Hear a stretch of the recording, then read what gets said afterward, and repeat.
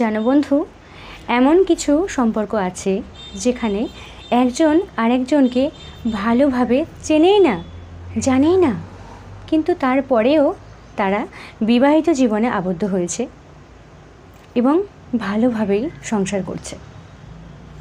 আবার এমনও অনেক সম্পর্ক আছে যেখানে একজন আরেকজনকে না দেখেই তার সাথে বিবাহিত জীবনে আবদ্ধ হয়েছে এবং তারাও ভালোই আছে, হ্যাপি আছে।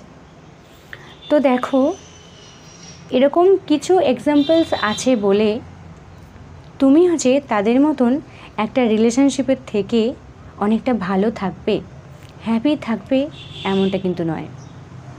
এটা সবার আগে তোমাকে বুঝতে হবে, কারণ যুগের পরিবর্তন হয়েছে, মানুষের চিন্তাধারার পরিবর্তন হয়েছে। আজকালকার দিনে একটা সম্পর্ক তৈরি করার আগে তোমার সামনের দিকের মানুষটিকে একটু যাচাই করে নেওয়াটা ভীষণ দরকার, ভীষণ দরকার, আমি এটা মনে করি। কারণ কোনো একজনের সাথে কোনো একটা মিরাকেল হয়েছে বলে ওই একই জিনিসটা যে আমার সাথেও হবে এমনটা কিন্তু নয়।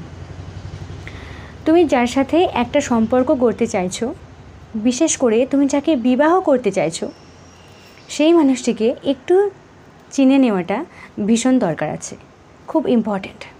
না হলে কিন্তু পরবর্তী সময়ে নানান রকম সমস্যা দেখা যেতে পারে।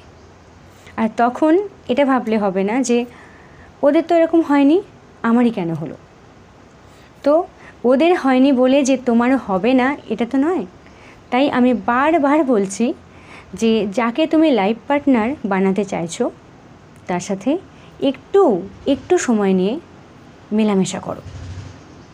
এটা কোনো খারাপ নয়, কারণ তুমি যদি একটু সময় নিয়ে তাকে একটু জানার চেষ্টা করো, তাকে একটু ভালোভাবে চেনার চেষ্টা করো, তুমি বুঝতে পারবে তার চিন্তা ভাবনা কেমন, তোমার সাথে তার মেন্টালিটির ম্যাচ করছে কি না। সবার আগে এটা ভীষণ ইম্পর্ট্যান্ট। আমরা একটা সম্পর্ক তৈরি করার আগে কি দেখি যে আমাদের সামনের মানুষটিকে দেখতে কেমন, সে কতটা শিক্ষিত বা শিক্ষিতা, সে কত ভালো একটা চাকরি বাকরি করে, তার কত টাকা আছে, এটা দেখি তো। কিন্তু বন্ধু, একটা সম্পর্ককে ভালো রাখার জন্য শুধুমাত্র কি এগুলো ইম্পর্টেন্ট? আমার মনে হয় না। সবার আগে মেন্টালিটির সাথে মেন্টালিটির ম্যাচ করা, কারণ তোমার সাথে তার যদি চিন্তা ভাবনার ম্যাচ না হয় তোমাদের মতের মিল হবে না। আর মতের মিল না হলে একটা সম্পর্ককে টিকিয়ে রাখা ভীষণ কঠিন হয়ে দাঁড়াবে। এটা কিন্তু একদম 100% আমি বলে দিলাম। তো একজন কতটা সুন্দর, কতটা শিক্ষিত, তার কাছে কত টাকা আছে এটা ম্যাটার করে না।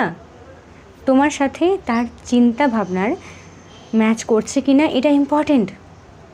যদি মতের মিল হয় তাহলে যখন কঠিন সময়গুলো আসবে না, তখনও কিন্তু একে অপরকে বুঝতে পারবে এবং একে অপরের সাথে অ্যাডজাস্টমেন্টটা ভালো হবে।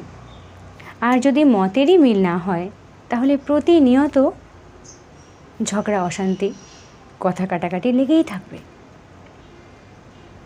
হ্যাপি থাকাটা খুব কঠিন হয়ে দাঁড়াবে।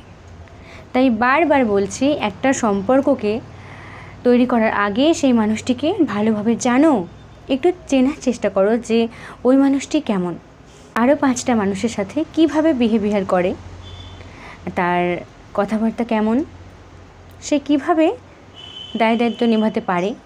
এই ব্যাপারগুলো যদি একটু আগে থেকে তুমি জেনে নাও তাহলে বুঝতে পারবে যে না, ওর সাথে এই দিকগুলো আমার মিল আছে, ওর সাথে কিছুটা হলেও আমার মতের মিল হবে বা আমরা অ্যাডজাস্টমেন্ট করতে পারবো। তাহলেই কিন্তু সম্পর্কটাতে এগিয়ে যাও, না হলে কিন্তু বিপদ আছে, আমি বলে রাখলাম।